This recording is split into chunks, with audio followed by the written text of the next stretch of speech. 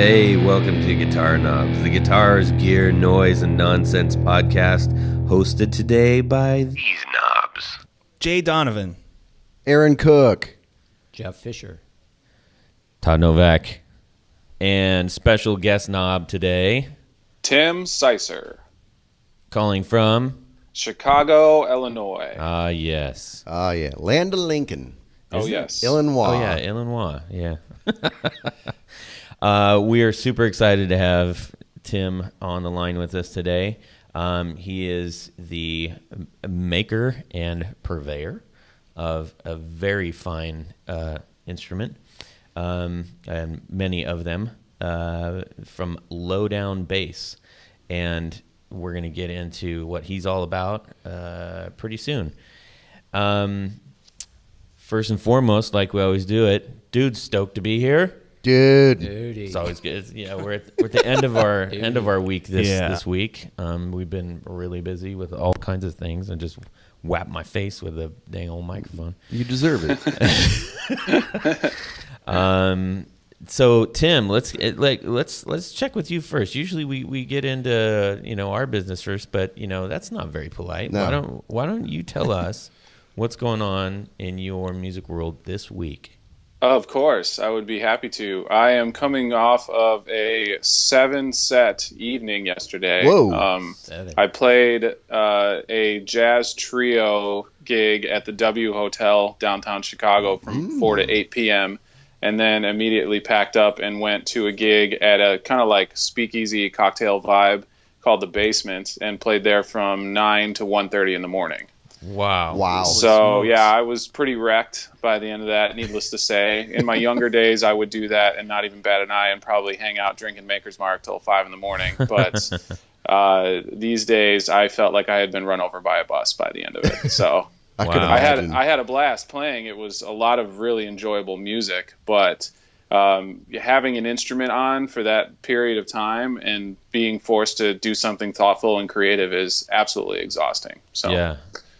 But yeah, I've been things have been relatively. I do gig for a living. That's still kind of like my main deal right now. Mm-hmm. And this month has been a little slow, but that's mostly been by choice because I'm trying to live life like a normal person and go on vacation and go to bachelor parties and all that kind of stuff. So. Right on.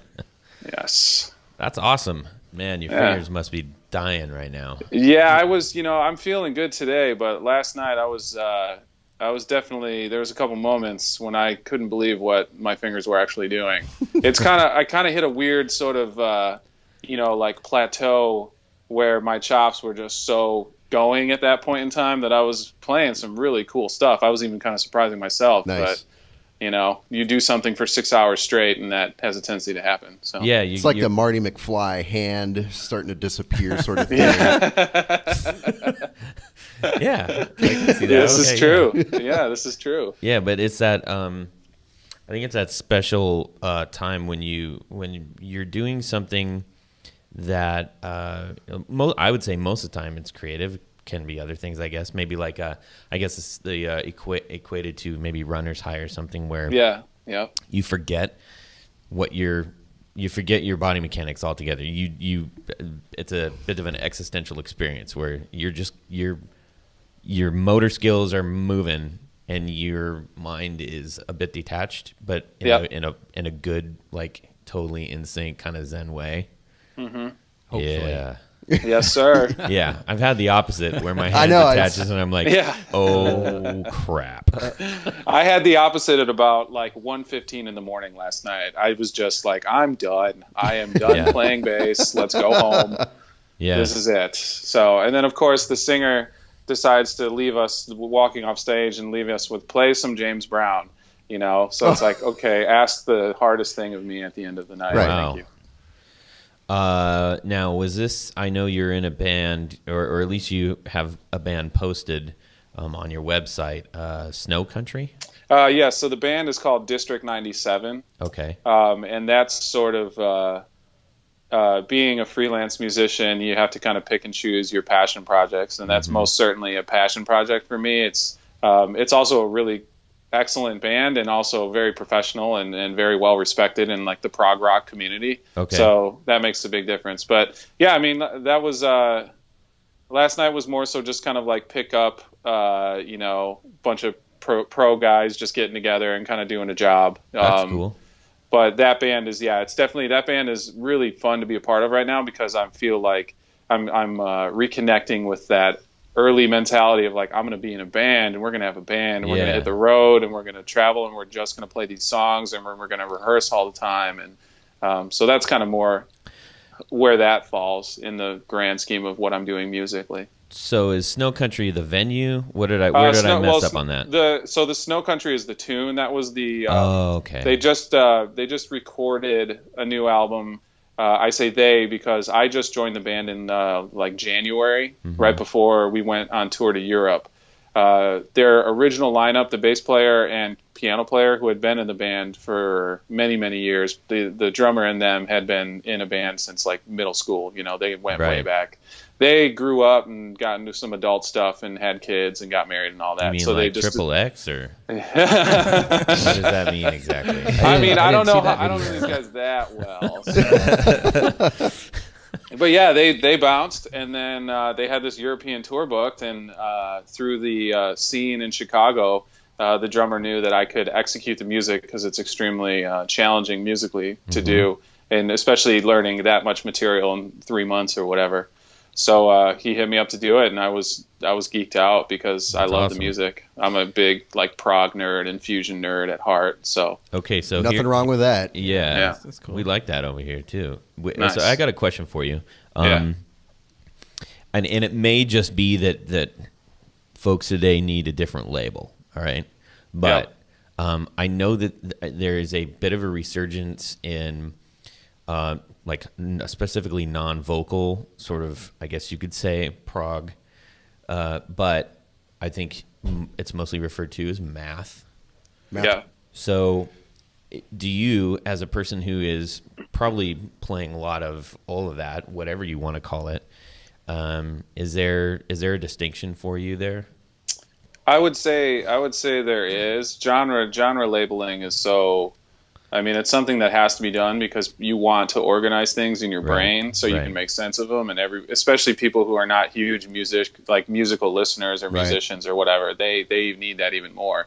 I think it just, for me at this point in time, it just comes down to like, is it a quality song? Is there a groove? Is there a good melody? Are the songs well written? Is there structure? Even if it's really complicated, there's a lot of bands, I would say more in the math scene, that are playing complicated music for the sake of playing complicated music. Right. Okay. And for me at this point in time, well, yeah, there's a groove, but maybe it's more of like flexing your muscles as opposed to just like, I don't know. I feel like a lot of those bands, they have tons of chops and the songs are complicated and rhythmically it's really dense. Yeah. But like I enjoy melody. I enjoy like harmony and song form and that kind of stuff and contrast and dynamics. And, that to me is really where my interest level peaks in listening to music or in being part of a musical project.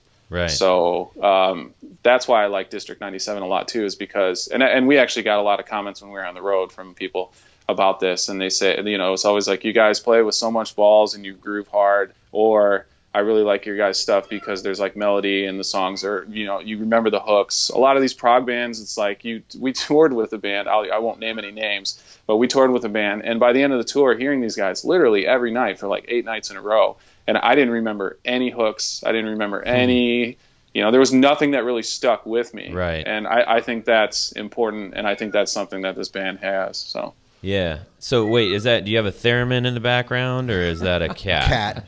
Oh, that's a cat. That's awesome. Welcome.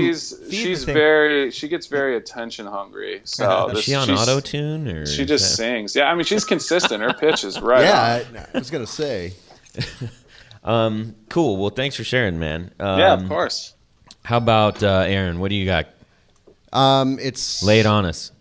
It's guitar knobs related, very loosely, because I'm kind of piggybacking on a pet project you're working on right now. Oh, you are? Yeah. You gonna tell me about it? I am getting to know WordPress. Oh, yeah. We're building a new site, everybody. What up? Yay! So yeah, here's the thing. I'm gonna spill a little bit of the details for everyone, right? So we're doing a WordPress site. Yeah. And you had purchased a theme. No. Or you have acquired a free theme. Yes, but I'm working on a purchased one. Wait, didn't I just what? I've been working on a site for like 2 weeks now. So you're saying you didn't purchase one? I originally did not.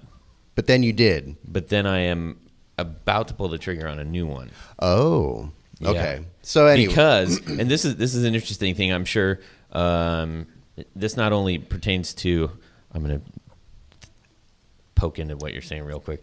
The reason that I'm doing that is that and this is relevant to other musicians.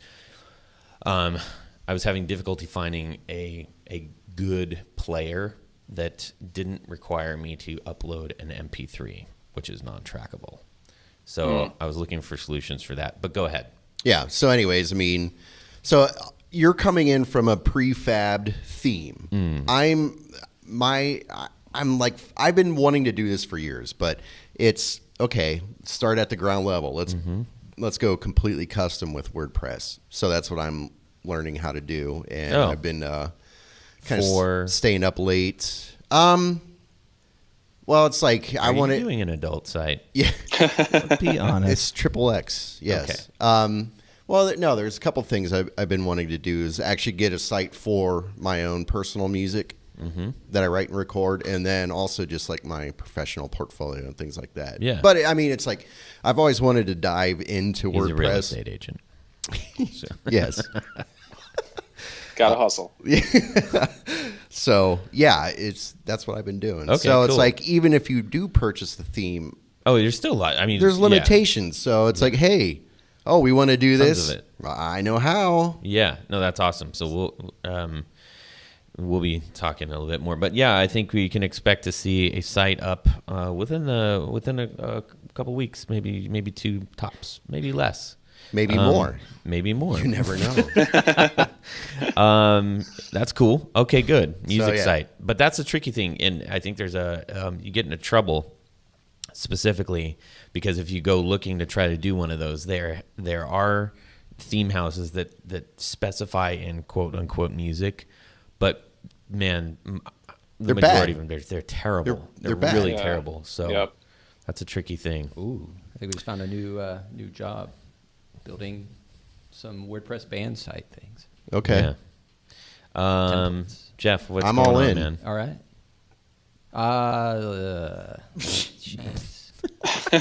Welcome back, you're Jeff. brimming with information. Rein it in, bro. Let's see. Amplifier has a short in it again. Oh. Okay. So remember that amplifier that you borrowed a long time ago? You had issues with it. It was The PV. Crate. Sorry. Yeah. Oh, well, yeah. Go figure. It's a crate. Yeah, that go explains figure. a lot. Nothing but the finest. Nothing but the finest. So that thing was like, there's all kinds of problems with the solder and stuff like that on that board, and it's happening again. So, Oh man, and that's a pretty complex board, as I remember. You had it repaired once, right? yeah, it was just because all the solder joints start to come loose after a long period of time. I mean, is it in the 'cause back gets of a too hot. truck or? No, it's just poor quality. Huh. Poor quality build Yeah. and board, too thin, and all that kind of stuff. So I was investigating that last night, and It's a nice today- looking amp. I mean, even as far as crates go. Stop trying to like, give it credit. It is. Yeah, I mean, it's it's- it's kind of got that old if school there like was- Tweety look kind of thing to it. If there was one crate, that would be it. That's the one that people would actually buy. That's the crate of all crates. That's the crate of all crates. All right. It's the vintage Club 50. It's like, EL 34s. Sounds good. It's super loud. It's, in its clean form. The distortion side's a little fizzy, but whatever. I have no reason. It's got a lot of power. Yeah, super loud. So there's a stupid issue with the foot switch, the effects loop input jack has problems. It gets old, it gets corroded, it starts to break down. So either got to replace it with some new type of jack or make this little You should go to stereo New Jack cord. City to get those. What's up? Oh, come on. Great, right? Oh. Oh. So I want to pull it apart and probably solder in a new jack. Yay. That's exciting. Nice. I need He you. just did a really awkward reach across all of our. I need you to come over to my house, Jeff, Not and again. look Not again. and look at this Marshall that I have. We talked about this before. I know, but we actually need to do it. Okay. Same thing. It's like these old crappy amps. Yeah. Like, do we ever really need to fix them or use them? Well, I don't have any equipment other than that amp, so it's like, and I've been wanting to actually play a little more pedal steel, so it's like I need that amp, so I'm not always having to rely on the computer just to be able to hear what I'm doing. Yeah. All right. Let's do it. Fix that. Okay. How about you come to my house? Yeah. All right. That's No. the only crate you'd want. Oh, that's it. Oh, we got to put a good picture. We got to put that up on the. We're looking at one of the old 70s crates where it's actually... It's actually a wooden crate with a speaker in it. The first original crate, right? Oh man. When they actually made them in crates. Yeah. Original crate. That's Awesome. hilarious. Jay, what's up with you? So Jay Donovan. Jay Donovan, what did I do? I downloaded a new app called 4Track. It's not a new app. It's one that I've used a lot when I was just It's trying new to to you. sketch out ideas. No, it's like I've had it before, and I stopped. So it's not a new app, and it's not new to you, It's an but it's It's new. an app. it's an old app that I used to use, and I quit using it. And this weekend, over the last week, I was like, I'm gonna download it again because I remember I always liked it because it's by Sonoma Wireworks. It's called 4Track. Yeah. And it's just like a super simple. It's like it reminds me of like old 4-track cassette 4-tracks. Oh yeah, like the old task cams and stuff. Super easy to use, and I just you can just sketch out some ideas real easily. And so I was using that to record some ideas in multi-track. So you plug into it? You can, but you can just with acoustic, Oh, yeah, just layer. just the You can mic. just like quickly layer. So Yeah. that's the latest thing. That's the latest thing. That's interesting. I forgot about this app, and I was like, oh yeah, that thing exists. So I downloaded it again, and I remembered why I liked it.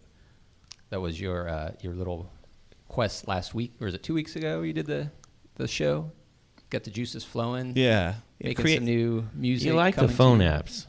coming to your head. I mean, you work for TechCrunch. I mean, I get it. Yeah, I like little gadgets. Well, this one's cool because it actually has a bunch of interfaces, physical interfaces you can Physically digital. get for it, plug into it. So Okay. Yeah. yeah, see. All right. So that's it. Jay, are you done? Done. I'm done. So there's the interfaces. There's the physical. There's a interface. physical interface. Yeah.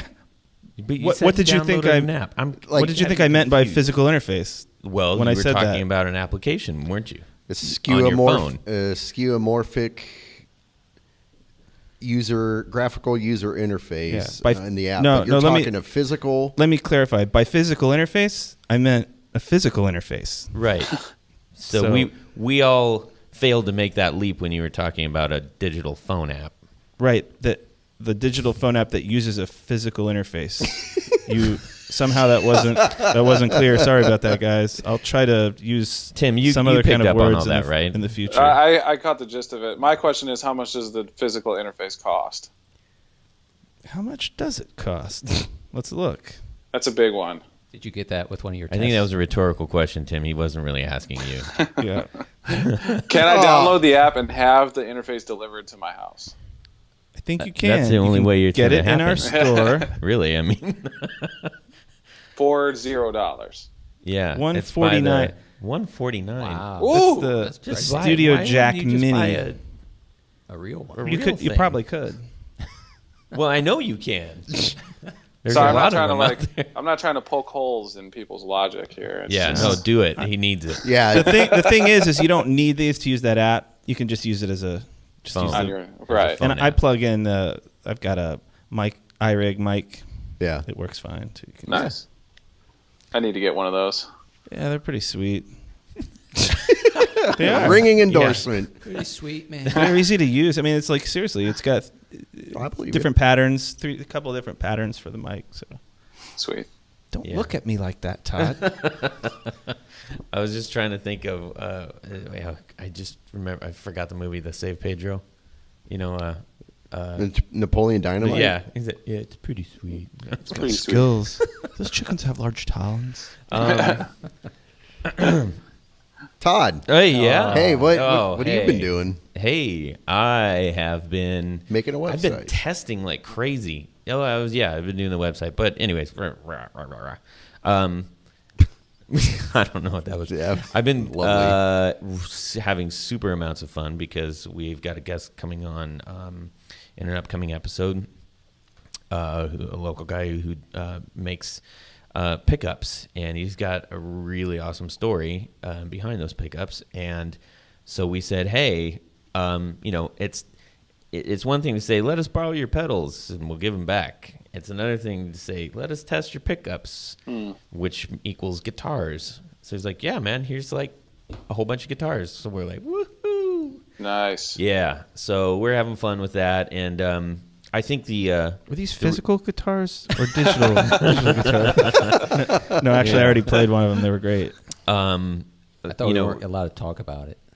Well, Are we allowed I'm to talk preempting. about it? The cat's out of the bag now. That's why I was going to use that one. Well, All right, keep going. Yeah, but you're Keep doing. going. You had your crate.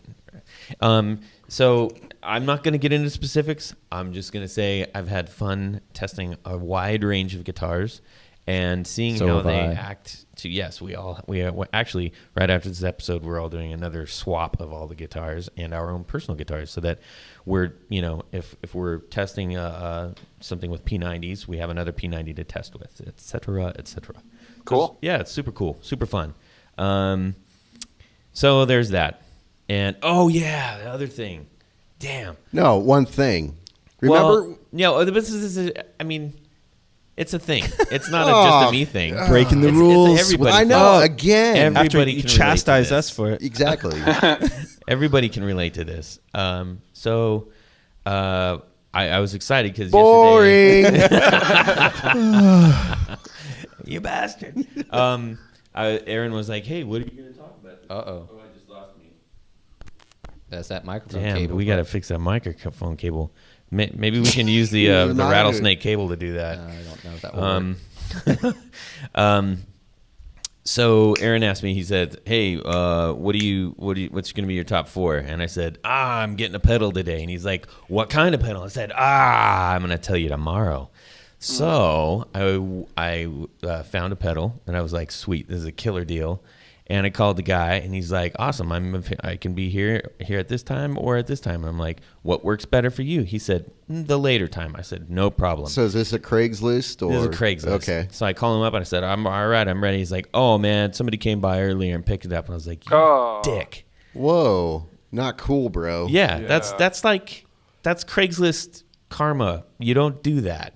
Yeah, if you do, you at least call him and say, "Hey, I got somebody here who's going to give me the money right now," or "I just raised the price." I mean, even if it's, I'm not saying that that's a really great idea either, but it's just like, when were you going to tell me that? Like when I showed up at your house?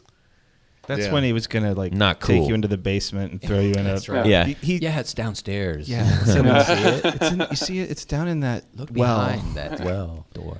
Climb down into the well. Yeah. The pedal will be down there. And then I'm not going to lie. I won't tell the full truth here, but I have, I've Someone prepared living in your well? myself. Yes, I do.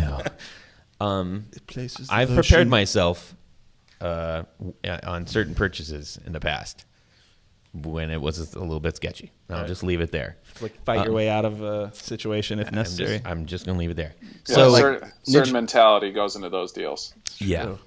Are you talking like taking ninja stars with you? Just in case things get out of I control. think it's something more semi-automatic. Maybe So anyways, Ninja Star. Now that's an. that would be awesome. And Can you bring that- nunchucks. Are those Yeah. work legal? Can I you, like- actually wear bandoliers, so yeah. That sends a pretty heavy message. I mean, have you guys experienced that? Have you've been jerked around on that? Let's just say I it's have- always in the back of the mind somewhere. Any Craigslist thing I've ever done ever, it's like, Or someone messes with you? you son Yeah. of a bitch. Yeah, Tim, what have you've had some any bad I've had Craigslist a whole lot of good luck on Craigslist. That's I don't know good. why. I just have. But there's certain things that you buy off Craigslist, and there's certain things that you don't. Like I wouldn't sell like a TV and be like, come to my place and buy this TV. Yeah. You know.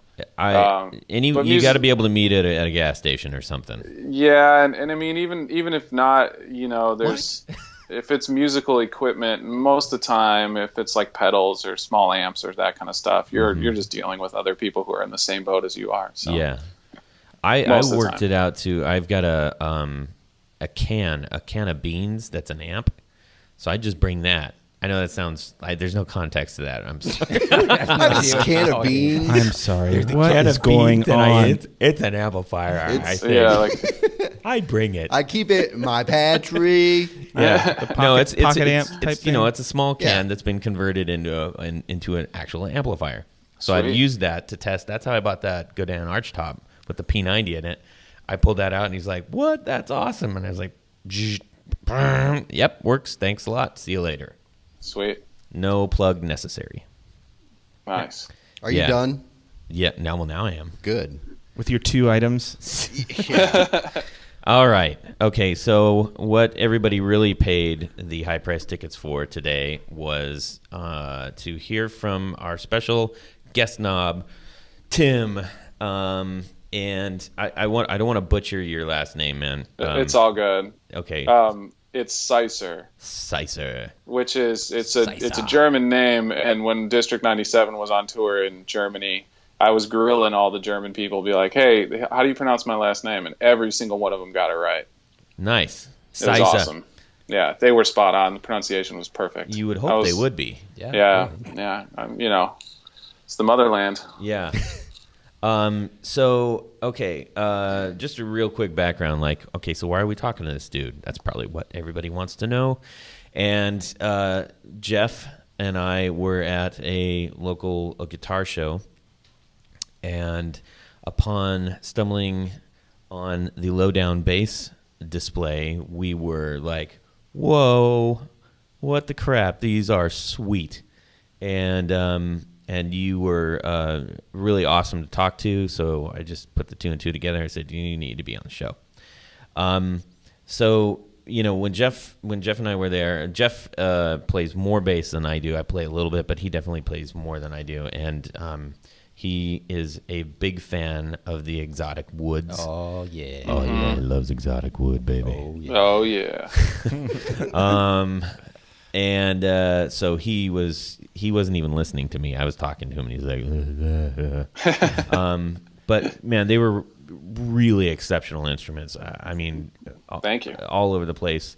You had a wide array of designs, and you didn't even have to pick them up, and you're like, okay, that's some seriously quality work right there. It is apparent just looking at them, even in pictures. So we contacted you, and here you are. And so we're just going to have you talk a little bit about what you do, why you do it, etc. And then we got a bunch of questions for you. Cool? All right. Yeah. So take it away. Yeah, I mean, as I had referenced before, I play and have played for a living since I was probably about 20 years old. I started playing bass in like junior high because my buddies wanted to start a band, and of course nobody played bass, so I figured I'd give it a shot. I took to it. It just felt natural. It felt like the right instrument. I had failed attempts at saxophone and drums prior to the bass, and so when I picked up the bass, I used to never practice, and I'd still be doing okay in the lessons. So I started thinking something's going on here. I should take advantage of it. So I played through high school. I graduated. By that time, I was already gigging a little bit with some people. And for all the older guys I was asking about going to college for music versus just going out and playing, it was sort of 50-50. So I opted for the cheaper route and the no student debt, and just decided to move to the city and kind of start playing. I grew up in the suburbs of Chicago. I'd always kind of, since I started playing bass, I'd always kind of been into gear and like pedals. I really, from an early age, enjoyed like Cliff Burton and like Les Claypool, kind of more like solo bassy guys. So I was always really into the instrument and the gear in that sense. I always did, started doing my own string changes, and then started reading on how to do a setup and adjusting your action at your bridge and your truss rod and all that kind of stuff, and intonation. And probably around 2007 or 2008, when I started gigging a lot more, I was kind of looking for something to do during the day, and I started doing some very kind of like basic repair stuff, like pulling frets out of a neck and trying to like turn it into a fretless. Just kind of minor stuff. I went to get an apprenticeship and it didn't work out, and I kind of shelved it for a while and just focused on playing. So probably about 4 years ago, I kind of, through my problem of what's known as gas or gear acquisition syndrome, I was buying and selling a lot of instruments and gear and stuff on mostly on talkbass.com, which is like an amazing site for that kind of stuff. And I started just getting into gear more and kind of getting into like buying parts and kind of trying to put together parts bases. So I had bought this Warmoth jazz bass. It was an amazing instrument. It was like a Koa top and back, really nice figure, and like a really nice lightweight swamp ash body. But the guy that had it before, he was kind of like trying to do the DIY type thing and just did not do a good job. But he was selling it for really cheap, and I could tell the wood alone was worth it. So I bought it, and I started asking around town about, who should I go to, maybe help me out with this. And I kind of stumbled upon this guy in Chicago. His name's Carl Pedigo. And he goes by the bass doctor around here. So I went over to Carl's place, and I had him do some work on a couple other instruments, and then I brought him this Koa jazz bass, and I told him, hey man, I want to try to like resurrect this thing from the dead. Essentially, I wanted to put a Music Man pickup in the bridge position, and there was a J route. And, I wanted to, strip it. It was just a slab. It wasn't contoured. So I wanted to like do the belly cut and the forearm contour, that kind of basic stuff, and then sand it and finish it. And so he kind of was like, I don't really do apprenticeships. I'm not really interested in doing that. And so I was like, okay. And then came back a couple weeks later after doing a little bit on my own, was like, hey, what do you think about this? How about doing an apprenticeship? And I don't know. I'm not really into apprenticeship, but I can show you this and I can show you that. And that eventually evolved into an apprenticeship. So I had to kind of weasel my way, through stubborn persistence to getting in this guy's graces. Cause I could tell, Carl's, he's as OG as they come. He's extremely knowledgeable, and everybody takes their instruments to him here. So he obviously does something right. And he was actually in the late 90s, he was the floor manager for Lakeland Bass Guitars. Oh, wow. Mm-hmm. So he was pretty pivotal in the development and the application of techniques and stuff that went into making Lakelands kind of in their heyday when they were the most popular instrument for bass players especially. It seemed like everybody was picking up Lakelands left and right. So, he eventually, I started to take it more seriously, and I started to buy like jazz bass bodies and necks on Craigslist or Talkbass, and just kind of start experimenting and putting those together and figuring out how to install a bridge and figuring out how to level a fingerboard and figuring out how to, install like tuners and all the kind of little things. And that eventually led to, I had a bass built by another builder, and it was a 5-string, but it had a high C instead of a low B. And I was taking it out to my gigs and really loving the high C, but I was always missing the low B as well. And I just decided, well, I need a 6-string. This is the only way around it. It's the sound that I was hearing was definitely the 6-string. And I started looking at what it was going to cost to get a nice boutique 6-string. Yeah. And it's insane the amount of money that can go into that stuff, especially custom specifications, custom, a lot of stuff that I'm nitpicky about. So I started looking at putting that money instead into starting low-down bass guitars and doing kind of like a personal investment. I sold some gear and just kind of bought a bunch of wood, bought a bunch of hardware and pickups, and bought a bunch of tools over time, and then just kind of started, just kind of building.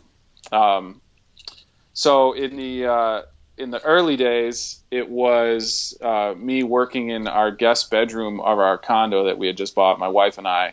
And I tell everybody I had started to have nightmares about her suffocating me with a pillow because I was just trashing the guest bedroom. I mean, like running a router in there. It's just like, I mean, shooting wood chips all over the bed, and just like, it was bad. And I was just like, you know, her mom's like coming into town to visit, and we had just moved in, and all these people are coming to visit and check it out. And I'm just having to vacuum like all day, every day.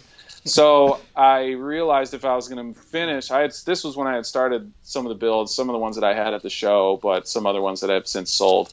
I kind of moved into a rehearsal studio that I was recommended from a friend of mine.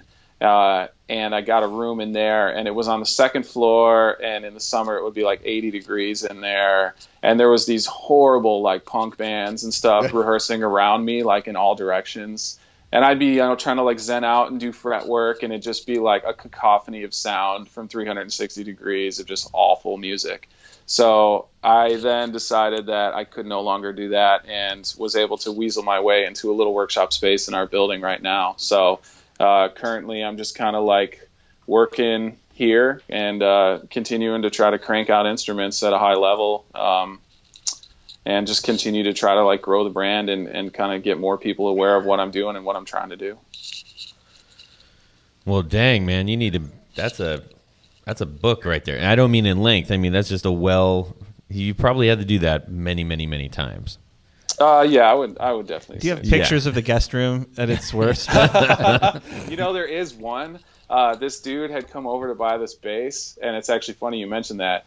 And I took a picture of him like holding the bass when he took it on delivery, and it was in the guest room, and there's just crap everywhere. There's like templates in the background and like basses that are under construction and like parts and tools everywhere, and then a bed, and then there's like a bunch of stuff on the bed, and yeah, it's pretty hilarious. So are you like building every aspect of this, like the necks, bodies, or are you like taking pieces and making them your own and customizing them a little bit? I had started off doing that. Like I bought, for instance, an ash body. I don't even remember where it came from, but it was a hard ash body, so it was pretty heavy. And I decided I wanted to try a weird finish thing, so I burned all the grain with a creme brulee torch, and then took it to my buddy, and he did like a lacquer finish on it. So, you know, or like the Koa jazz bass I was talking about, you know, I modded that a little bit, so it would have the MM pickup instead of the J, and I installed a preamp, and, you know, so that was early on, it was customization, but after sort of exhausting the options for made to order necks, I guess, I decided I was just going to have to do it myself. And really, Carl taught me a lot early on, but I sort of realized I needed to kind of break off and do my own thing and try out some of my own stuff. And a lot of that came from just, you know, staying up every night after my wife had gone to sleep and staying up till 2 a.m, just, you know, Google searching and talk-based searching how to do this and how to do that, and just doing an insane amount of research just to figure it out. Mm-hmm. And it's really, it's awesome because everything you could possibly ever want to know is now at your fingertips. However, so much of it is either completely misinformed and wrong, or it's someone offering you a technique to do a job that uses tools that I may never be able to afford. Yeah, that seems like the hardest part is, like, a body seems pretty simplistic compared to like a neck to me. Like making a neck seems like the hardest thing in the world to do because of all the different contours.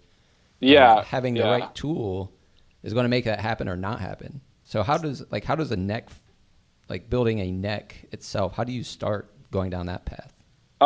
It started, I had found out that if you have something called a contour gauge, what you can do, it's just essentially, it's like a piece of plastic, and then there's just like, I don't know, 500 little tiny pins in it. And so you push the pins down onto a neck, and what it does is the pins move up through the piece of plastic and then gives you a contour, essentially like a measured contour of what the neck is in that position. So I through some research, I had found a tutorial that I think it was like a classical guitar guy or something like that, had put up online. And it was pretty much, if you buy a contour gauge, to try to make this sound simple, which it's not at all, you can take this contour gauge, put it on like the 1st fret, put it on the 12th fret, and then what you do is you have 2 pictures of what a neck contour is like, and then essentially you trace the contour onto a piece of paper and then measure like a square box around it, because when you start with a neck, it's just a blank, it's just a rectangle. So by like comparing where that contour is to the rectangle, you get a series of measurements, and then you can use those series of measurements to have a guideline as far as how to start shaping it. And you're just hand shaping it with like a... I use a rasp. It's I got it from StewMac, but I think it's a Japanese. I think they call it a dragon rasp. Some guys use cabinet maker rasps. Some guys start the roundover with a router bit, like a 3/4 inch roundover router bit. But I don't. I just want to keep these things as handmade as possible. That's awesome. And I think that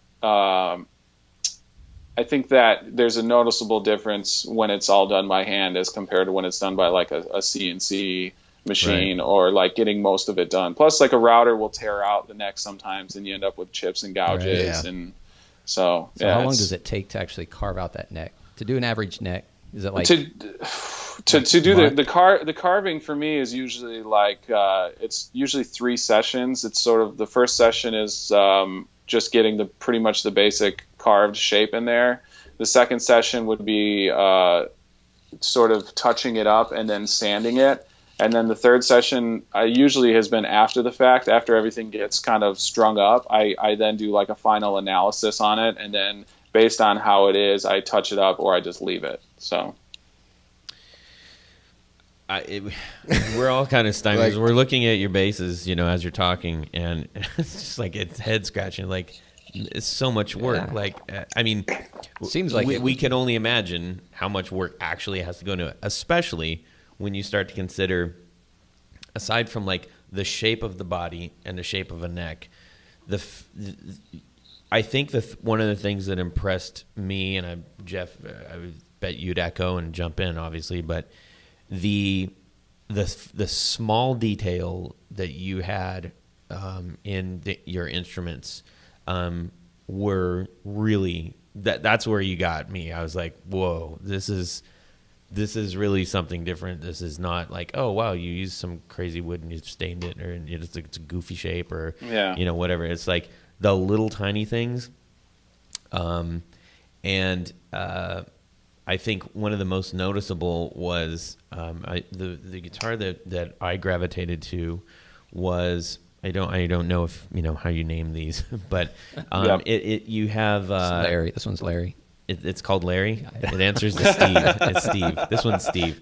It was a fretless neck, but you had, I think, the 12th through however many frets you had on 24th. that. Fretless. 12th through 24 marked in a single line. Between the D and the G? Between the D and the G, yeah. Yep. And I looked at that and I was like, this is awesome. It's so cool. It's so special and unique, and that took thought. Someone didn't. I think when I think about people who are doing custom work, luthiers and stuff that are creating new things, there's such a difference between somebody who's doing something with at least an element of originality versus basically a straight copy of something that already exists. Mm-hmm. And I wonder, when I see those, I'm sure that they have added elements of quality or added elements of customization, but I always wonder, I'm like, did we need another one of those? What makes it so much better? Right. Why is it so much better? I mean, unless that's the steps that you're taking to learn how to do your own thing, but right. I think that's something that I definitely appreciated. You could totally see your personal voice in these.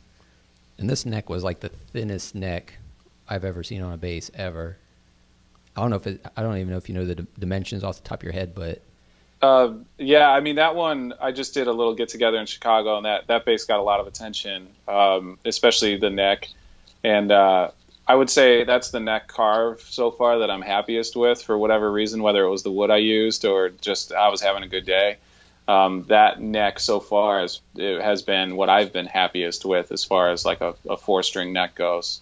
And that bass was a lot of fun. I wish I could take complete credit for that dot marker position idea. Yeah. I kind of that idea was informed by a guy who builds basses out of Canada. They're called F basses, and I think his name's George Furlanetto or Furlanato. I don't know, but anyway, he had that, but he just did it with single dots, and I think they may have been all the same size, or they were bigger at 12 and 24. Yeah. So I had this plastic side dot rod material sitting around. And I saw that, and actually, I think maybe where my instruments are a little bit different, especially for them being kind of newer, is the reason I did that is I had another fretless bass that I had built that I ended up selling, and it was the same fingerboard wood. It was a 5-string, and I had played a couple gigs on it, and I remember I had always had lined fretless basses, so pretty much a slotted fretted fingerboard just filled with a wood veneer line, sort of like what Jocko did with his bass. Yeah. And I had always done that because I was a huge Jocko fan as a bass player when I was younger.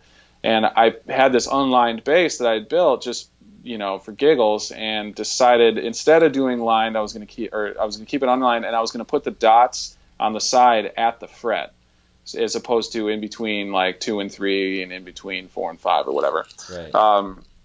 And I was playing it, and I loved it. I actually liked it more than playing a lined fretless bass until I got up to the upper register. And then there's a thing, it's called parallax, I believe, where you're looking at something that's straight lines, but your angle, as you go up the neck, that your sight angle becomes slightly diagonal. Yep. So where you think it is by looking at it, it's actually not. And especially as you're looking across a radius fingerboard. So I remember just thinking, what would make this better is if I just had little kind of markers to indicate on the higher strings where my fingers are at. Because on the E and the A, it's not a problem because you're looking at the side dots. But then you get to the D and the G, and it's all of a sudden the parallax kicks in. Mm-hmm. So I had this dot stock, and I just figured I'd give it a shot. So I tried to figure out where, because you can't just do it straight up and down, because then it'll be crossing under the D string, because it's, the fretboard is not a tube, it's a cone. So I had to figure out like a set of measurements from the edge of the fingerboard using a 4-string that I already had, and then draw out a line and then make the dots on that line. Tricky business. It was very tricky, yeah. And I did like 2 dots side by side for 12 and 24, and then bigger dots for where the dots would normally be at 15, 17, 19, and 21. Right. And then smaller dots where the in-betweens are. So, and I really am happy with the way it came out. I'll be doing a 6-string for myself, a 6-string fretless probably in the near future, and I plan on doing it again for those. So. That's cool. That actually begs the question of like, I think, most of people are familiar with 4-string basses, and as you, I think, No, I've never heard of them. 3 strings, baby. Yeah. Yeah. We see. Remember we the see in band's president? Yes. States of America. Yes. Oh, yeah. Yes, I do remember that, dude. That's the only bass I ever saw in my entire life. That was the only band I listened to ever. So the question is, we see it in the guitar world too. It's like, 7, 8 strings, and obviously there are some basses and you look at and you're like, okay, that is ridiculous. What's wrong with you? When it's like a 2-foot wide fret, How do you play that like, thing? Wait a minute. Yeah. Do you get a lot of requests for 5+, or I should say over 5, so 6+? I really haven't. A lot of people that have played the 6-string that I made really like it. Most people that I feel like are 5-string players seem to want to gravitate towards that 6-string, and I think that's good, because in making that bass, I wasn't really a 6-string person, and so my main prerogative with making that bass was to try to make a bass that didn't feel like a gigantic 6-string. Yeah. So, and I think I was pretty successful in that, in And I think a lot of people that play it, who are mainly 5-string players or even 6-string players, I've heard a lot of people say, I don't really like 6 strings, but I like this bass. So I don't really have, to be honest, I don't really have any interest in building like 7 and 8 string and 9 string basses. I mean, I'm in the business to sell instruments, but my kind of angle right now is not necessarily the fully customizable option instrument, but more so the informed from experience of being a gigging musician and bass player, and sort of saying, I think this is the best tool for the job. Maybe you don't agree with me, and I'm willing to tweak specifications for your physical differences. Like, I'm 6'5" and I have, relatively big hands. Some guys are 5'3" and have small hands, but are still bass players. His name is Jay Donovan. Jay Donovan. Some guys. He has baby hands. Marco. Yeah, it's. Hey, now there's Jay's small joke. Yeah. Oh, you guys are freaking hilarious. No, I'm 5'5", but I don't have the giant hands. Yeah, I mean, everybody's different, and some people like to beat the crap out of their bass, and some people like to play with the lightest touch and lowest action possible. So I think a lot of the challenge in doing instruments like this is catering to your customer and offering a certain amount of flexibility with specifications, but also encouraging certain choices because that it's the best choice. Mm-hmm. And I've been a customer before with custom builds, and so I kind of understand the process from that angle, and I try to inform people, with my experiences. I to be honest, I did a collaboration with a guy named Cliff Boardwell who builds basses, and I pretty much designed this body shape using some of his pre-existing body shapes and my own ideas, and it was great, and the instrument was amazing. But the way that I designed the lower horn didn't allow me to comfortably get up to the top of the neck the way I wanted to. So that was something where I probably should have just trusted his experience as a luthier with his design and said, this is fine, I'll just do that, instead of trying to be so nitpicky and controlling with design and stuff. So, well, that begs a good question, which is that I mean, especially as a guitar player, mainly, when I see some, when you start to look into the bass world, it's a little bit of like, what are these guys thinking? Mm-hmm. What is this? What the crap is kind of design and watch it, Novak. Craziness is this? Yeah, there's some. I mean, there's some. For whatever reason, when you and it could be genre induced as well, but there are some crazy design, and then you start to get into super exotics and stuff like that. So, my question is, because you're in the middle of that world, obviously shape and aesthetic are important, but they're exaggerated, I would say. How have you arrived at some of your choices, and are those choices now staples for you? Yeah, I mean, the body shape I use is pretty much the body shape that I use at this point in time, mostly because of ergonomics and just design optimization, I guess. Mm-hmm. Having the horn placed pretty much at the top horn placed pretty much at the 12th fret eliminates neck dive. It helps with balance once you strap the instrument on, so you can kind of comfortably play the instrument through the span of the fretboard. With the design on the lower horn, it's about comfortability when you're sitting down, playing it if you were right-handed, playing it on your right leg, like resting kind of along your hip on your right side. Or if you wanted to hold it in more of like a classical guitar position in between your legs, then the lower horn rests on the left side, and I think it switches kind of between those two positions comfortably. Jay just woke up, by the way, right there. Nice. On that one. Oh, what? So, classical guitar. Yeah, I mean, it's kind of like a lot of times, like let's say when I'm playing 6-string, I'll do a lot of, and once again, I think a lot of these designs are informed from my experience as a player and my preferences. I will try to do more chord melody type stuff. If I'm on a trio gig with a guitar player, maybe I want to fill out the harmony a little bit when he's soloing. And it's not just me. There's a whole slew of bass players before me who have done these techniques and held the instrument in that way, because it allows you to get to the upper part of the fretboard a little bit easier, and it shifts your position to kind of being more based around like the 7th to 14th frets as opposed to based around like the 1st to the 9th frets.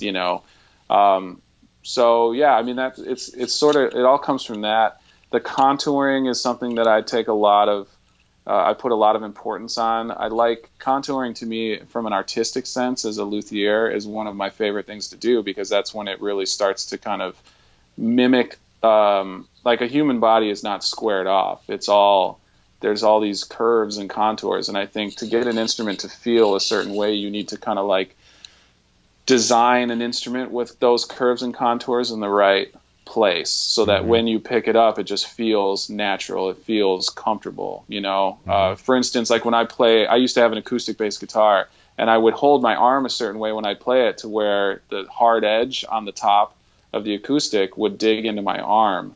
Because I kind of like would drape my arm a little bit over as it went down to playing position. I hate that. So it drives me nuts. You get done playing after an hour and you look down, and there's this crease in your arm, and so I wanted to have a forearm contour on this instrument that kind of felt a certain way, and kind of you could rest your arm on it in different positions, whether you play up more towards the neck pickup, whether you play way back on the bridge, whether your arm comes down perpendicular to the strings perfectly, or whether it comes in at a slight angle. It's kind of like that contour is trying to accommodate different right hand and right arm positions. So it's kind of weird if you think about also how the physical state of things can affect your perception of the music. So imagine you playing some like jazz fusion with like a Bo Diddley style body,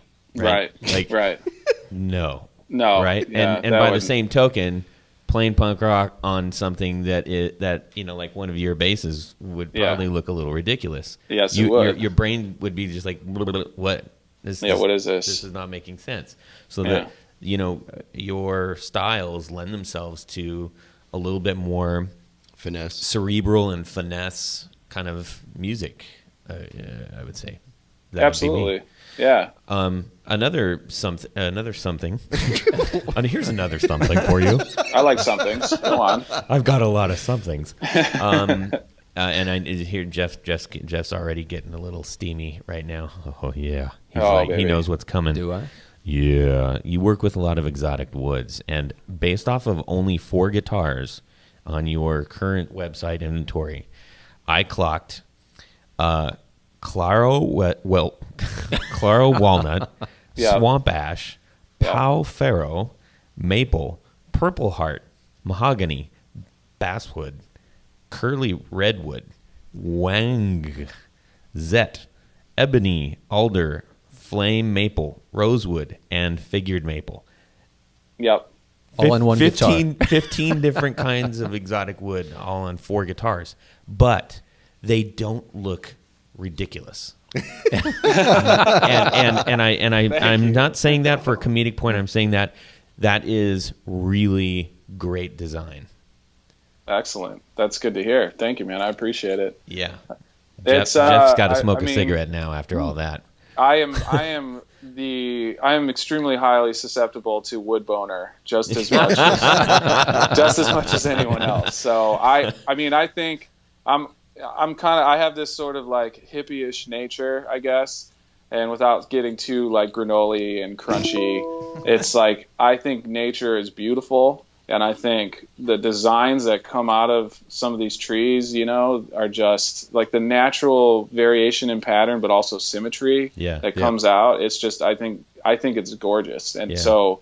But I also think a lot of guys kind of take it a little bit overboard too. Where like you said, it's you look at some of the stuff and it's like, this is just obnoxious. It's just difficult to look at, and it looks like somebody like a tree threw up, and then you put it on top of your bass. So I saw one on Instagram yesterday, and a guy was holding up matchbook purple bird's eye maple, and it was like a purple stain within naturally occurring within or something. It was I was like, what the how is this? That's crazy. I mean, it's beautiful. But, it's amazing. Yeah. I just I kind of nerd out, and it's actually, once again, here's where it's really cool to be doing this in this day and age of technology, is that there are so many little specialty luthier tone wood dealers all over the country, and you can just Google search luthier wood or tone wood, and all of a sudden you've got like 40 reputable dealers, and you can just go through their inventory online and be like, oh, this is cool, I like this. And then I can I can minimize that window and then open up a window of a fingerboard that I like and look at those two pictures together and get an idea of what it's going to look like in my head before I even buy any of the wood. So as a consumer right now, it's an amazing time to be shopping for like specialty wood. And in addition to that, I have an amazing lumber yard that's like 20 minutes away from my house. They stock so much awesome stuff. And one of the guys that works there, the first time I went there, I had no idea what I was doing. Like, I was just standing in there. I just must have looked scared. I might have wet myself a little bit. And so the police on you. Yeah, they were like, what is this guy doing? He's creepy. And so I ended up, this guy comes up and is like, how's it going? And I told him, kind of what I was trying to do. And he goes, oh, you should talk to Kurt. He's a luthier. And then all of a sudden I'm introduced to this guy who's like a reputable guitar builder. And he just walked me through the store and was like, what are you trying to do? This is what this wood is like. This wood is great to work with, but it splinters easily. So make sure you wear gloves when you're working with it. Or this stuff's great, but it's really hard to finish. And he just kind of passed all this information on to me at the store. And that's a resource that I don't take for granted, because not everybody's got that sort of lumberyard or that sort of informed lumberyard employee. Some people go to Home Depot, and that's all that they got. So it's kind of like, I'm very, very lucky right now to be doing this and to have the resources available that I have. What is your favorite part of the build? Ooh, I can tell you my favorite part is probably shaping the body and carving the neck. I like carving a lot, even though it's extremely exhausting. I do all the contours by hand with a rasp as well on the body. So I think shaping the body and getting all the contours and seeing, that's when you start to get like cool patterns with the grain, and like when you put veneer lines and accent lines between like a top and a body, you start to see the line and how that's going to look. I mean, that's my favorite. And if I had to choose a least favorite, it would probably be like soldering and electronics. That stuff just drives me nuts. I don't know why, but a little more tedious with the. Oh yeah. And I mean, I didn't have any knowledge of electronics whatsoever prior to doing this. And thankfully I was playing a steady gig when I started doing this with a guitar player. We were doing a jazz trio gig, and he's like an electronics whiz. He like builds his own computers, and he used to work at an electronics repair place doing like TV repairs and, so tiny components and tiny soldering and all that kind of stuff. And he knows everything, it seems like, about electronics. So I would just be asking him questions all the time and going to his place and hanging out and just watching him wire stuff up and figuring out why he's doing what he's doing. So I got a question.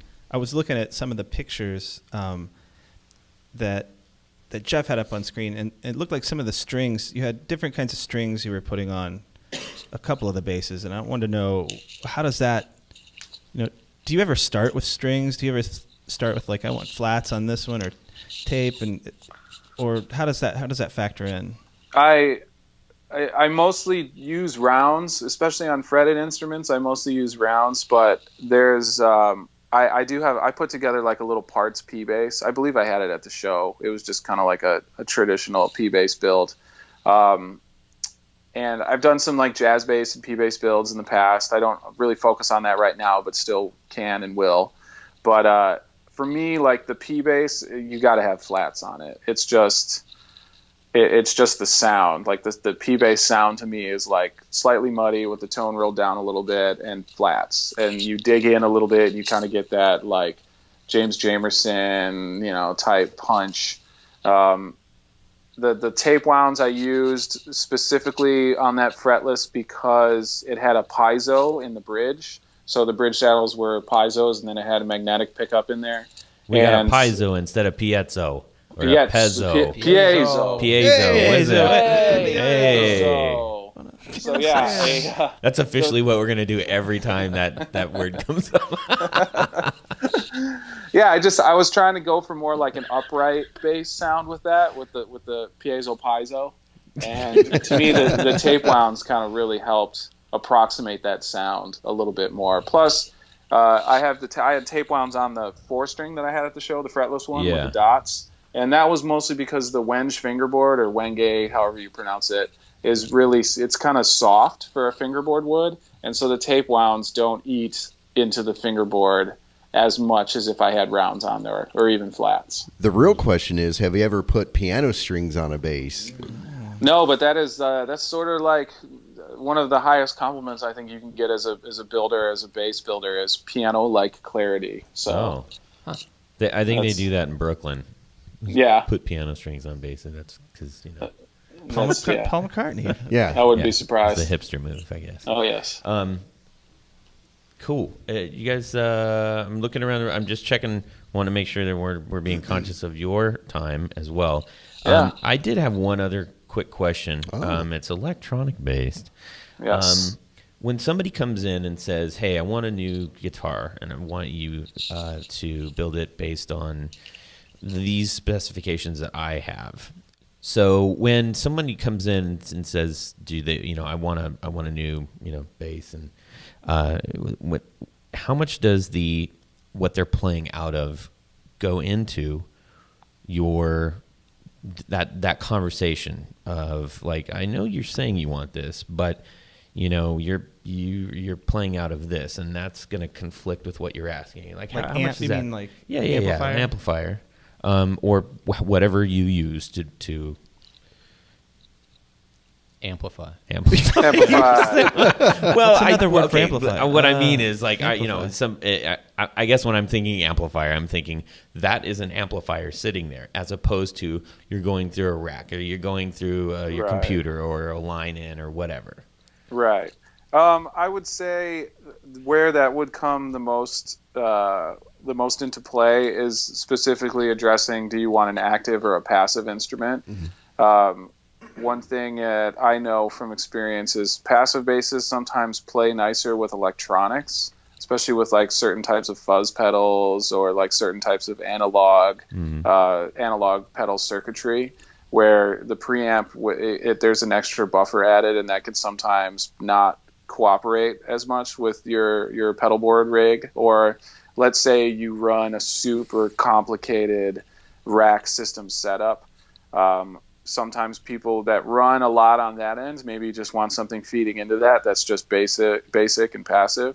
And on the same side, or on the other side of the coin, someone who maybe just wants to run into an amp and run everything flat may want a preamp on their bass, so that if they need to make tonal adjustments on the fly, they don't have to walk back to their amp. They can just make the adjustments on their instrument. So right. I would say, if someone were to ask, how does that come into play? I think those are probably the main factors that, as a builder, I would say, well, you might want to go passive because you run into a lot of pedals, or you might want to go active because you want to have tone control shaping ability on your instrument.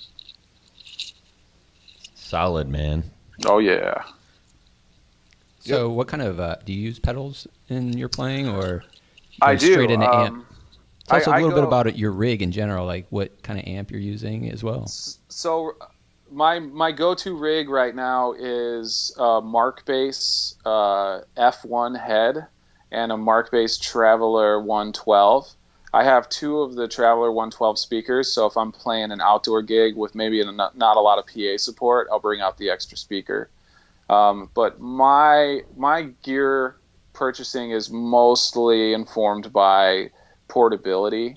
and quality of sound versus how easy it is to carry 6 blocks when I have to park 6 blocks away and walk with my gear. So that's I've always just been on the hunt for the best sounding, lightest weight stuff. And that's actually kind of led me into working with this guy, Michael Arnapol, who's another bass player from Chicago. He mostly plays upright, but also plays electric. And he actually builds his own speaker cabinets. And so it's his company's Michael Arnapol Soundworks. And we just did a joint kind of venture where he brought out a bunch of his cabinets and a new preamp amplifier head that he has. And I brought my basses. So we kind of like worked together to kind of have, because it's good to have basses, but if you have nothing to plug them into, it kind of doesn't make sense. And by the same thing with him, it's nice to have all these speakers, but if you don't have some nice basses to showcase how good they sound, it kind of doesn't make any sense. So we're currently working on a deal where, like an old school barter exchange, where I'm going to make him a bass, he's going to make me some speakers, and then I'll probably mostly switch over to using his stuff because it sounds amazing and it's even lighter than the Mark bass stuff. And I do use pedals. I kind of have gone from having gigantic pedal boards to having 3 pedals on my pedal board. Right now, I think I have 6, and it's mostly just, fuzz, overdrive, octave, envelope filter, and then like a chorus / modulation effect. I do plan on, once I get a break from building a little bit, if that ever happens, I plan on kind of venturing back into the solo bass territory a little bit, and I'm starting to kind of spec out a solo bass pedal board with like that EHX freeze pedal, like a looper, like a ditto looper, and carbon. I want to get a carbon copy delay for the kind of mild analog delay reverb sound, just to kind of warm up the sound a little bit. So that's kind of where I'm at with those. That freeze pedal sounds awesome. That's really intriguing. I have been keeping my eyeball on one of those myself. Yeah, I kind of bought it on it. Actually, I got it in a trade, and I had heard about it and wanted to check it out. I haven't messed with it too much, but I did take it out of the box and play around with it for a couple hours after I got it, and it's a lot of fun to play with, because especially on a more of like a solo thing, you can kind of play a chord and sustain it and then play over it. Yeah. So it's really, it allows for some really cool like textural options as a solo player. That's cool, man. Well, before we get too so far much away from bass your stuff. rig, do you play your own basses? I exclusively play my own basses now. Right on. I sold every other bass that I had, mostly to start the business and pay Yeah. taxes. But right now, all I have at home now are low down basses. So I have a 5-string and a 6-string that I'm playing mostly. And then, like I said, I'm probably going to try to crank out a 6-string fretless for myself in the near future. But I mean, I'm not really one of those guys that needs to have like 100 different basses. Yeah. I'm not really a collector. I just want to have a couple really solid instruments that'll satisfy my musical needs. I don't really see the need in having 20 different custom instruments. That is where you and I differ. Yeah, well, I need to congratulate and encourage every gear collector to check out low down basses, because You need one for every song. That's a real thing right now. That's a market. So Yeah, and I mean, this is not a pit. Like, we are in no way affiliated with low down basses. Yeah. But man, legitimately, those instruments, having picked up and held them, listened to them, played them, like the quality on those is sick. I was so and jealous the when you price is redunculous. Don't be jealous. No, when you sent In a good way. When you sent, or I saw your pictures on Amazon. Yeah. Those are other pictures. But Yeah, I'm they took upselling those your down. bases. They're only $3.99. in Instagram, from that day you guys were at Yeah. that show, Yeah. just seeing those things, I'm like, what is that? Because you guys took other pictures as well while you were there. Took a lot. But it's like, okay, I just want to look at those basses, and having to come into work that day, really, now I'm really sad. Yeah, me too. So Sounds I like didn't Tried to get- get I them to didn't- go with us. Yeah, I know. you need to we're make a busy. trip to Chicago. Well, anytime. I love Chicago. yeah. Actually, yeah. Well, and offline, we'll talk about it. Anyhow, all right. Well, hey, let's be respectful of Jay's time since he's always looking at his watch. Oh my Gotta go. His Apple Watch is blowing up. So let's get on to our top 4. And this is really kind of the bass show today. Yeah. So let's start off with Jay. Oh, yeah, sorry. Top 4. Top 4. Top 4 topic is... Top 4 anything. Yeah. Is your pickup, your bass pickup configuration of choice. And away we go. So I've got 2. No, I'm just kidding. Oh I'm just yeah, Can't do do it. that. I want to hear them both. I might actually. No, I used to have that. I liked the PJ that I used to have on this Roadstar 2 bass. You were talking earlier how you can't stand anything from Ibanez. Well, a bass I really actually liked that I had was this old 80s Roadstar 2 bass. And it had the P and the J, and you'd roll between them. And I kind of, I don't know why I like that, because I could get 2 different. Yeah, it could be kind of like 2 basses. Yeah, and I was it's very versatile. and it was the only one I had. Like I had one bass, and I could kind of do a couple things. So I kind of like that. The alternative option was the last bass I had was that P bass, the American P bass with the S1 switch that would switch the wiring, but it sounded like crap when it tried to be like 2 basses, but really the P bass sounded awesome, but when you would press the little switch and go to it's like a split not coil or series, something when you like go to parallel, I guess, then it's like it was trying to be a J, but sound like a J, but it just didn't. So those are kind of 2 sides of the same. So really attempt. you like one. Yeah, but I tried 2 things, and one was better. Right, but your choice is one. Yeah, but Variety is spice of life. yeah, I just wanted to say 2 things just to make you mad because you did earlier. So I just threw that in.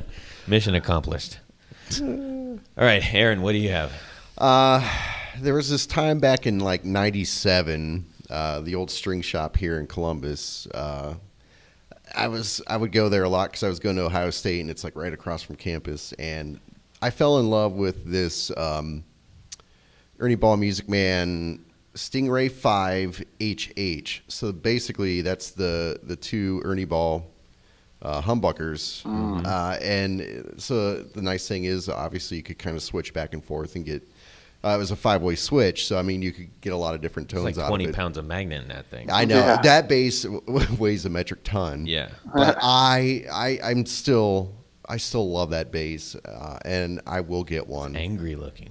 And this one that I had, or I really fell in love with, was sort of a really warm burst with a white pickguard and white pickups, and the thing was just gorgeous. Meow. Nice. The string shop was awesome, except you might get like robbed in the alley when Oh you yeah, when you were trying to park there. You The alley entered at behind. your own risk. Other than that, it was a great place. Jeff. Yes, I What? have 2. Yeah. Yeah. Actually, since I've been debating about getting a new bass at some point, since I feel like I need to upgrade, I've been trying to spec out what it is I would like. So, Hey, I know a guy. you know, a guy? I got a guy. I don't know if he does short scale basses. Not that I need one or want one. Well, you don't have baby hands. I do have baby hands. Hey, the fingers are fleet.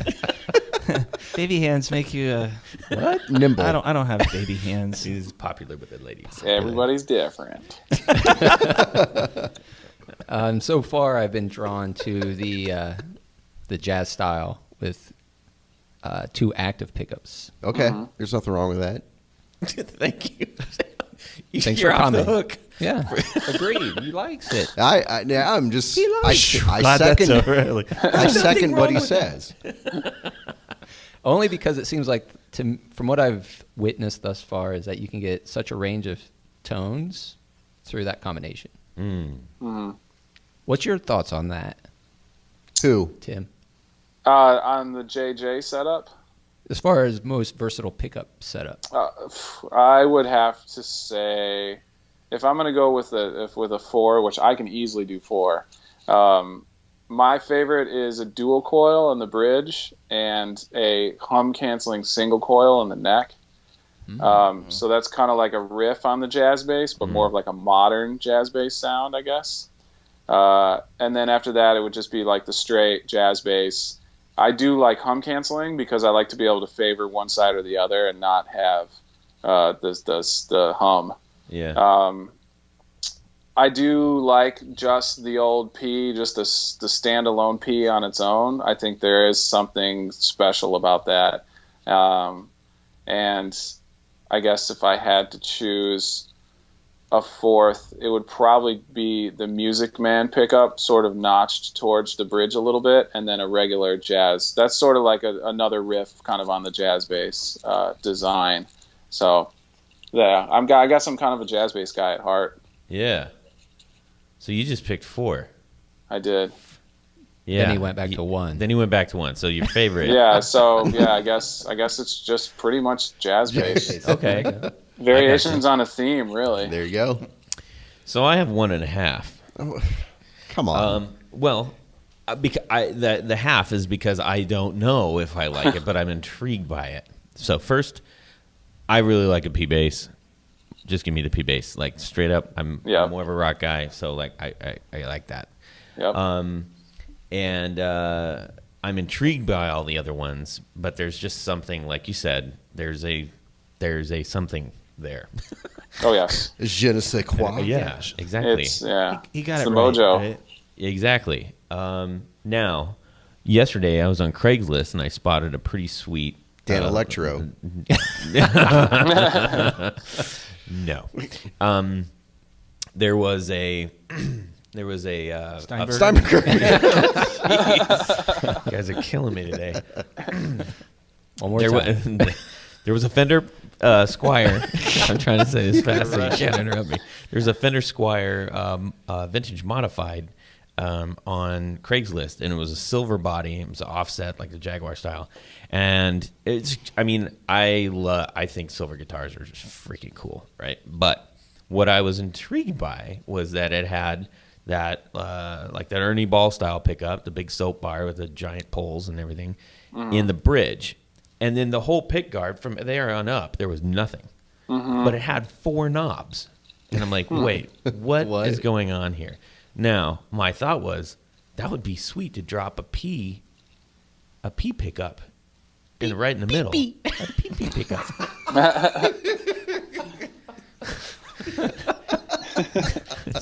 Did it look like this? That's okay. We have a picture of a Pee-pee? wiener behind us right now. We drive a dry race board.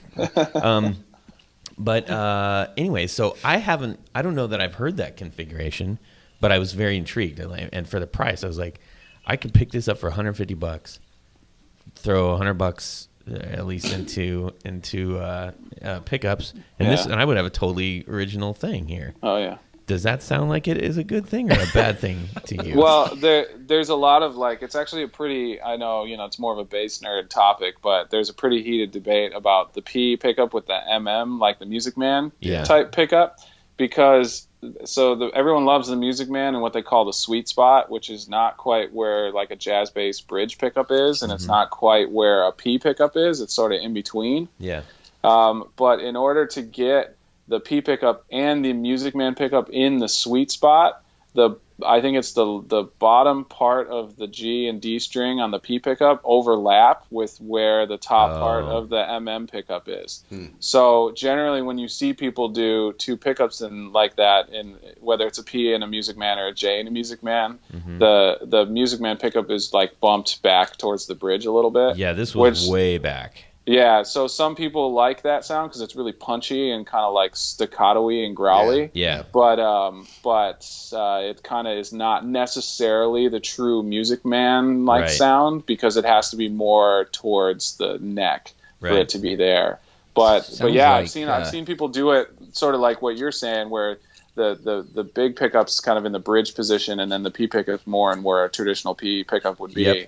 Yep. And then you're kind of like getting into it's sort of like a modified PJ configuration. Yep. But with a little more power at the bridge pickup and maybe some more like switching options if you're making me want to do this right now. Yeah, man, I'm a facilitator of gear acquisition syndrome. So yeah.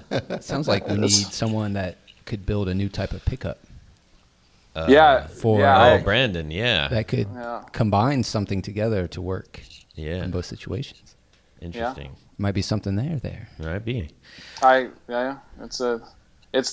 of like the holy grail is can anyone make a pickup that does the P pickup and the Music Man pickup kind of all in one in that sweet spot. So. Mm-hmm. Interesting. Oh yeah. Now my brain is going crazy. Because I might have a little bit of stuff to burn on that. Oh man, I'm gonna get myself into trouble. You call it the baby hands pickup. The baby hands. Baby hands pickup. Baby hands pickup. I like that. It's small enough to fit together in the sweet spot. Well, hey man, we're gonna let you go feed your cat or whatever right now. If it's still alive back there. No, they get fed in half an hour. They can wait. We've had a heck of a good time talking to you. Thanks for having me, man. I really love appreciate it. Getting people like you on. I always learn so much. I know that we always are thrilled with the conversation that we have, and I'm really happy that we met you, and I'm sure we'll continue our conversation moving forward. And get the plug in. What's the website? Yeah, plug your stuff. Yeah, it's lowdownbass.net. So I had to go the .net route because .com was taken by some subwoofers in the trunk type situation. So yes, lowdownbass.net, and then I'm also on Instagram, lowdownbass. I don't remember if it's basses or bass guitars. You guys have it in front of you. This is bad. I just changed it. People will find it. Yeah, so I'm on Instagram too, Lowdown Bass, and then also on Facebook, Lowdown Bass. So yeah, there's a ton of great pictures on your Facebook account. Yes. So all right, well, hey, thanks a lot again, and we'll talk to you soon. Excellent, thank you guys. See you, Tim. Baby hand. Oh, that's it for these knobs.